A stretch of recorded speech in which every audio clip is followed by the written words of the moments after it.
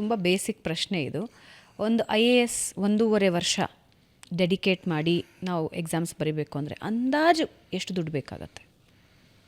Ma'am ಅದೇ ಈಗ self study ಮಾಡ್ತಾ ಇದ್ದೀರೋ ಇಲ್ಲ ಕೋಚಿಂಗ್ ಸೆಂಟರ್ಸ್ಗೆ? ಎರಡು ಹೇಳಿಬಿಡಿ. ಅಂದರೆ ಯಾಕೆ ಈ ಪ್ರಶ್ನೆ ಕೇಳ್ತಾ ಇದ್ದೇನೆ, ಬಹಳಷ್ಟು ಜನರಿಗೆ ಈ ದುಡ್ಡೇ ದೊಡ್ಡ ಪ್ರಾಬ್ಲಮ್ ಆಗುತ್ತೆ. ತುಂಬ ಬಡತನದಿಂದ ಬಂದಿರ್ತಾರೆ. IAS ಅಂದರೆ ತುಂಬ ದುಡ್ಡು ಬೇಕಾಗುತ್ತೆ, ಬೇಡಪ್ಪ ಅಂತ ಮೊದಲಿಗೆ ಬಿಡ್ತಾರೆ. ಸೊ ಅದಕ್ಕೆ ಕೇಳ್ತಾ ಇದ್ದೀನಿ. ಸೆಲ್ಫ್ ಸ್ಟಡಿಗಾದರೆ ಎಷ್ಟು ಬೇಕು, ಅಂದಾಜು ಎಷ್ಟು ಬೇಕಾಗತ್ತೆ? ಕೋಚಿಂಗ್ ಸೆಂಟರಿಂದ ನಾನು ರೆಡಿ ಆಗ್ತೀನಿ ಅಂದರೆ ಎಷ್ಟು ಬೇಕಾಗುತ್ತೆ? ಮ್ಯಾಮ್ ಈಗ IAS ಪ್ರಿಪೇರ್ ಹಾಕಿ ಇಲ್ಲ ಸಿವಿಲ್ ಸರ್ವಿಸ್ ಎಕ್ಸಾಮಿಗೆ ಪ್ರಿಪೇರ್ ಹಾಕಿ ಏನೇನು ಬುಕ್ಸ್ ಬೇಕಾಗಿದೆಯೋ, ಯಾವ್ಯಾವ ಸ್ಟ್ಯಾಂಡರ್ಡ್ ಬುಕ್ಸ್ ಬೇಕಾಗುತ್ತೋ ನಾವು ಬೇಸಿಕ್ ಹೇಳೋದು ಒಂದು NCERT ಅಂತ ಬುಕ್ಸ್ ಬರುತ್ತೆ. ಅದು ಫ್ರೀಯಾಗಿ ಆನ್ಲೈನಲ್ಲಿ ಡೌನ್ಲೋಡ್ ಮಾಡ್ಕೋಬೋದು. ಓಕೆ, ಅದು ಅವರು ಡೌನ್ಲೋಡ್ ಮಾಡ್ಕೊಂಡು ಆನ್ಲೈನ್ ಅವ್ರಿಗೆ ಸಿಗುತ್ತೆ.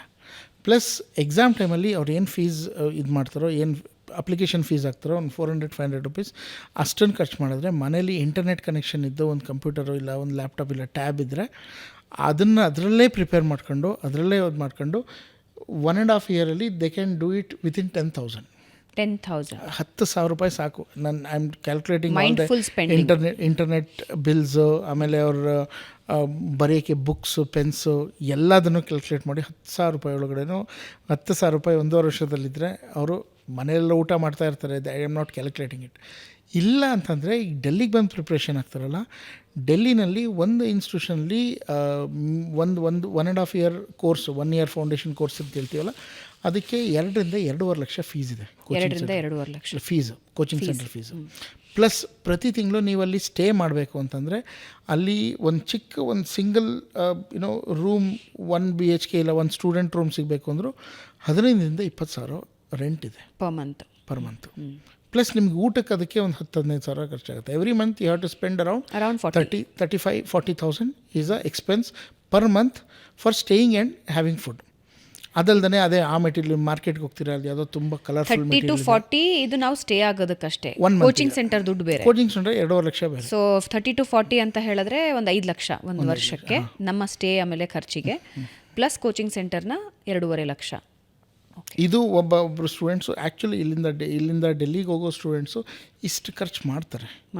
ಅಷ್ಟು ಮಾಡ್ಕೊಂಡು ಕರ್ನಾಟಕದಲ್ಲೇ ಇದ್ದರೆ ನಮ್ಮದು ಇಲ್ಲಿ ನಮ್ಮ ಕೋಚಿಂಗ್ ಸೆಂಟರ್ ಫೀಸು ಭಾಳ ಕಮ್ಮಿನೇ ಕಂಪ್ಯಾರಿಟಿವ್ಲಿ. ಇಲ್ಲಿ ಅರೌಂಡ್ 1-1.5 ಲ್ಯಾಕ್ ಇರುತ್ತೆ ಫುಲ್ 1 ಇಯರ್ ಕೋರ್ಸಿಗೆ ಹೇಳ್ತಾ ಇದ್ದೀನಿ. 1 ಇಯರ್ ಕೋರ್ಸಿಗೆ 1-1.5 ಲ್ಯಾಕ್ಸ್. ಅದಾದಮೇಲೆ ನೀವು ಮನೆಯಿಂದನಾರು ಕಮ್ಯೂಟ್ ಮಾಡಿ. ಇಲ್ಲ ಅಂತಂದರೆ ನೀವು ಕ್ಲಾಸ್ ಇಲ್ಲಿ ಚಂದ್ರ ಲೇಔಟ್ ಹಬ್ ಇದೆಯಲ್ಲ, ತುಂಬ ಜನ ಇಲ್ಲಿ PG ಇರ್ತಾರೆ. PG ಇದ್ಕೊಂಡು ಫುಡ್ ಟಿಫಿನ್ ಸರ್ವಿಸಸ್ ತೊಗೊಂಡು they will survive. So around 5,000-8,000 rupees ಇದ್ದರೆ ಅವ್ರಿಗೆ 10,000 ಇದ್ದರೆ they can survive in Bengaluru, in Chandra layout and Vijayanagar area. ಹತ್ತಿರ 3-3.5 ಲಕ್ಷ ಇದ್ದರೆ ಆಗುತ್ತೆ ಕೋಚಿಂಗ್ ಸೆಂಟರ್ ಸೇರಿ ಎಲ್ಲ. So almost less than half ಎಕ್ಸ್ಪೆನ್ಸಸಲ್ಲಿ ಯು ಕ್ಯಾನ್ ಡೂ ದ್ಯಾಟ್.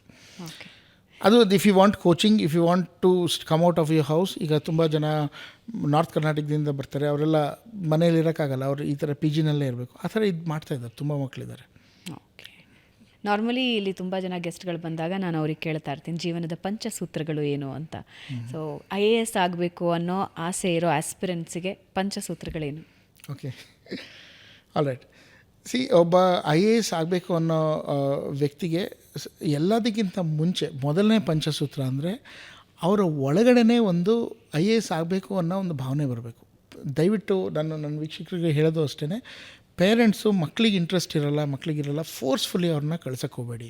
ಯಾಕಂದರೆ ಎಲ್ಲಿವರೆಗೂ ಅವರಿಗೇ ಆಗಬೇಕು ಅನ್ನೋ ಒಂದು ಮನ್ಸು ಬರುತ್ತೋ ಅಲ್ಲಿವರೆಗೂ ಅವ್ರು ಆಗೋಕ್ಕಾಗಲ್ಲ. ನೀವು ಎಷ್ಟೇ ಫೋರ್ಸ್ ಮಾಡಿ, ನೀವು 10 ಲಕ್ಷದ ಕಡೆ 20 ಲಕ್ಷ ಖರ್ಚು ಮಾಡಿ ಬೆಸ್ಟ್ IAS ಇನ್ಸ್ಟಿಟ್ಯೂಷನಿಗೆ ಕಳಿಸಿ ಅವ್ರ ಮೈಂಡಲ್ಲಿ ಅದು ಬರಲಿಲ್ಲ ಅಂತಂದರೆ ಅವ್ರು ಮಾಡೋಕ್ಕಾಗಲ್ಲ. ಫಸ್ಟ್ ಥಿಂಗ್ ಈಸ್ ಒಳಗಡೆ ಅವ್ರಿಗೆ ಆಗಬೇಕು ಅನ್ನೋ ಒಂದು ಛಲ ಬರಬೇಕು, ಒಂದು ಇಚ್ಛೆ ಬರಬೇಕು.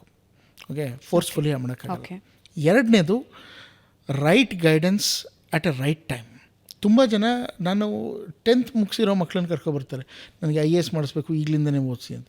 ನಾನು ಅವ್ರಿಗೆ ಹೇಳಿ ಕಳಿಸ್ತೀನಿ, ಈ ಮಕ್ಕಳು ಇನ್ನೂ ಓದೋ ಸ್ಟೇಜು, ಅವ್ರಿಗಿನ್ನೂ ಏನು ಮೆಚುರಿಟಿನೂ ಬಂದಿರಲ್ಲ, ಈ ಟೈಮಲ್ಲಿ ಆಗಲ್ಲ.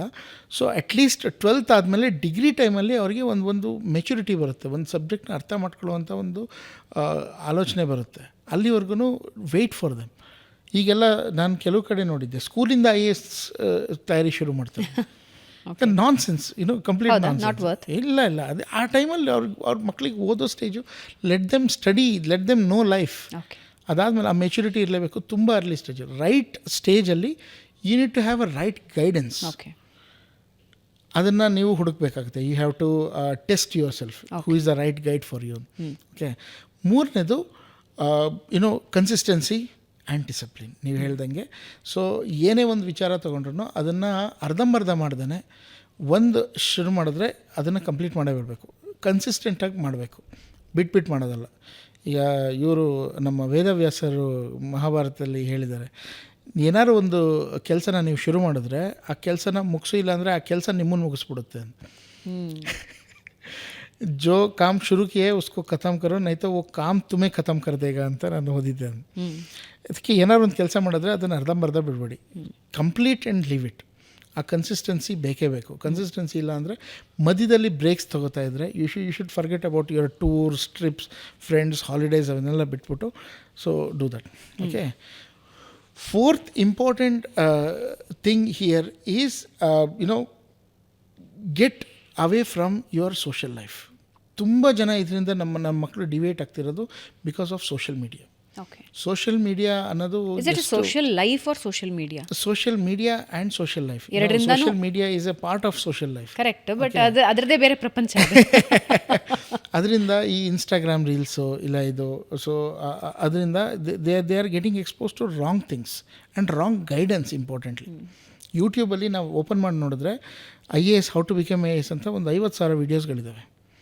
ಅದರಲ್ಲಿ ಯಾವ್ದು ಸರಿ ಯಾವುದು ತಪ್ಪು ಅನ್ನೋದು unless you have a right person to guide you. So don't try everything. Okay. The last one is have respect towards what you are doing. ನಮ್ಮ that reason what you are doing might be your background, your parents. ಯಾರೇ ಮಾಡಿದ್ರು ಅವ್ರದ್ದೊಂದು ಒಂದು dedication ಆ ಕಡೆ ಇದ್ದೇ ಇರಲಿ. That is one of the mantra which I use for people not to go. ನೀವು ಹೇಳಿದ್ರಲ್ಲ ಸಿಗರೇಟ್, ಆಲ್ಕೋಹಾಲ್ ಅಂತ. So unless they are emotionally convinced ನಾನು ಇದನ್ನು ಮಾಡಬಾರ್ದು, I my hurt my parents, ನಮ್ಮ ಪೇರೆಂಟ್ಸಿಗೆ ಗೊತ್ತಾದರೆ ದೇ ಮೈಟ್ ಗೆಟ್ ಹರ್ಟ್. ಆ ಒಂದು ರೆಸ್ಪೆಕ್ಟ್ ಇಲ್ಲ ಅಂತಂದರೆ towards your elders, towards your parents, towards your teachers, ನೀವು ಅವ್ರನ್ನ ಯಾರೇ ಕುಡಿಯೋದು ನಿಲ್ಸೋಕ್ಕಾಗಲ್ಲ. You should have that emotional thing. So ಆ ರೆಸ್ಪೆಕ್ಟ್ ಅವ್ರಿಗೆ ಇರಲೇಬೇಕು. ಆ ಒಂದು ರೆಸ್ಪೆಕ್ಟ್ ಇದ್ದರೆ that is when all the 4 things follow. And the 5th mantra is follow all these 4. Thank you so much Chiranth ಅವರೇ. ಅಂದರೆ IAS ಆಗಬೇಕು ಅಂತ ಬಹಳಷ್ಟು ಜನ ಆಸೆ ಪಡ್ತಾರೆ, ಬಟ್ ಅದಕ್ಕೊಂದು ರೂಟ್ ಮ್ಯಾಪ್ ಇರೋದಿಲ್ಲ. ಏನು ಮಾಡಬೇಕು ಅನ್ನೋದಿರಲ್ಲ, ಏನು ಮಾಡಬಾರ್ದು ಅನ್ನೋದು ಗೊತ್ತಿರೋದಿಲ್ಲ. ಐ ಥಿಂಕ್ ಒಂದು ಕಂಪ್ಲೀಟ್ ಪಿಕ್ಚರ್ ತೆಕ್ಕೊಟ್ರಿ ನಮ್ಮ ವೀಕ್ಷಕರಿಗೆ. ಐ ಥಿಂಕ್ ಯಾರ್ಯಾರು IASಗೋಸ್ಕರ ಸಿದ್ಧತೆಗಳು ನಡೆಸ್ಕೊಳ್ತಾ ಇದ್ದಾರೋ ಅವರಿಗೆ ಒಂದು ದೊಡ್ಡ ಮಾರ್ಗದರ್ಶನ ಆಗುತ್ತೆ ಇದು. ಥ್ಯಾಂಕ್ ಯು ಸೋ ಮಚ್ ನಮ್ಮ ಪಾಡ್ಕಾಸ್ಟ್ನಲ್ಲಿ ಬಂದಿದ್ದಕ್ಕೆ. ನಿಮ್ಮಿಂದ ಮತ್ತಷ್ಟು ಜನ IAS ಅಧಿಕಾರಿಗಳನ್ನು ನಾವು ನೋಡೋ ಹಾಗಾಗಲಿ. Thank you so much ma'am. ಈ ಒಂದು ಆಪರ್ಚುನಿಟಿ ಕೊಟ್ಟಿದ್ದಕ್ಕೆ I really thank your channel. And ನನಗೆ ಭಾಳ ಖುಷಿ ಆಯಿತು, ಯಾಕಂದರೆ ನಾನು 15 ವರ್ಷದಿಂದ ಡೆಲ್ಲಿಲಿದ್ದು ಅಲ್ಲೇ ಆಲ್ಮೋಸ್ಟ್ ಭಾಳ ಬಂದೋಗ್ತಾ ಇದ್ದೆ. ಬಟ್ ನಮ್ಮೂರಿಗೆ ಬಂದು ನಮ್ಮೂರಿನ ಒಂದು ಚಾನಲಲ್ಲಿ ನಾನು ಕನ್ನಡದಲ್ಲಿ ಮಾತಾಡಿ ಕನ್ವಿನ್ಸ್ ಮಾಡೋದು ನನಗೆ it's exciting me a lot. So thank you so much ಈ ಪ್ಲ್ಯಾಟ್ಫಾರ್ಮ್ ಕೊಟ್ಟಿದ್ದಕ್ಕೆ. Thank you so much.